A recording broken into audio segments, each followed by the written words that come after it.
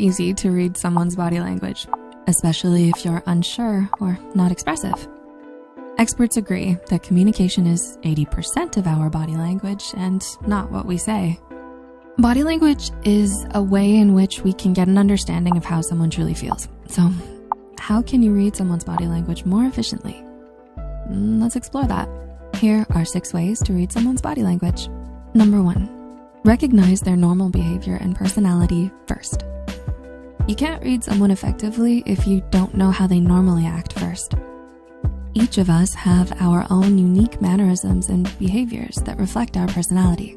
It's important to get a baseline for how someone acts before jumping to conclusions.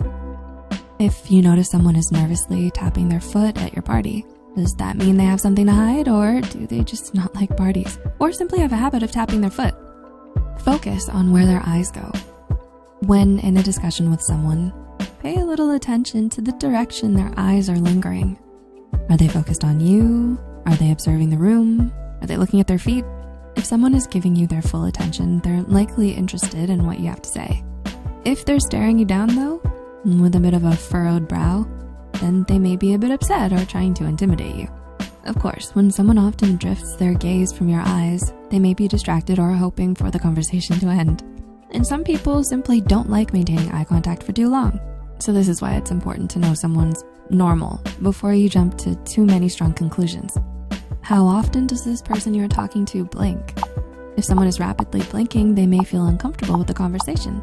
Pupil size can be a key sign into whether someone is interested in what you have to say. Our emotions can cause our pupils to change in size. When someone has very dilated eyes, that may show that they're highly interested in what you have to say, or even attracted to you. Just pay attention to the lighting of the room before you jump to conclusions. Their pupils could be dilated simply due to a dimly lit room. Notice their posture. How someone holds themselves can reveal a lot about them.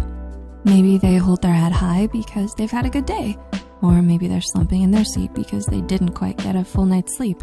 Notice if someone holds their head high in a manner of confidence, or maybe they have a strong ego and puff out their chest. Judith Orloff, MD, notes that walking in an indecisive manner with your head low and cowered could be a sign of low self-esteem in some cases. Posture can reveal much on how someone is feeling for the day too. So keep an eye out if they're falling asleep in their chair during class. Safe to say they're sleepy. What are their lips doing? Another way to get a read on someone is to be aware of their lips and what they're doing when they aren't the ones talking. If they're biting their lip or chewing their bottom lip, they could be nervous or worried. If someone's mouth is parted faintly, then they're likely comfortable and relaxed. A sign of fear can be when one's lips quiver. This could also be a sign that they're feeling sad. Compressed lips could mean they're a bit uneasy with a situation. Pursed lips could also mean they disapprove of what's going on around them, or that they don't trust you. Biting their own lips could also mean that they're flirting with you. Pay attention to what they're wearing. According to personality psychologist at the University of Texas, Sam Gosling, we should notice what people choose to tell us about their appearance.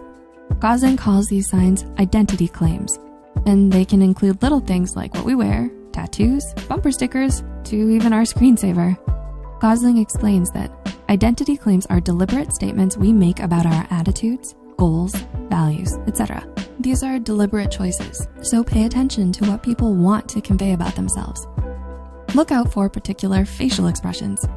There are a few common facial expressions that can give way to what someone is really thinking or feeling. When someone's jaw is clenched and they grind their teeth, that can be a sign of tension.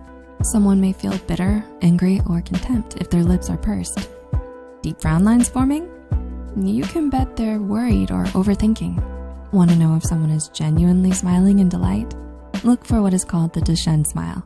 According to Healthline, this occurs when the zygomaticus major muscle lifts the corners of your mouth at the same time the orbicularis oculi muscles lift your cheeks and crinkle your eyes at the corners. Basically, it's the type of smile that reaches up to your eyes, causing those wrinkles by your eyes known as crow's feet to appear. This type of smile appears when someone is genuinely happy, as opposed to a polite and kind smile, or even a forced smile. And there could be an easier way to interpret different smiles. Cardiff University's Magdalena Rechlowska and her colleagues of researchers developed a classification of smiles and their effect on others with the help of a complex modeling program used in 2017. When you're giving positive feedback, you can often show what Reichlowska calls the reward smile. This is when your lips are naturally pulled directly upwards, your eyebrows lift, and you form small dimples at the sides of your mouth.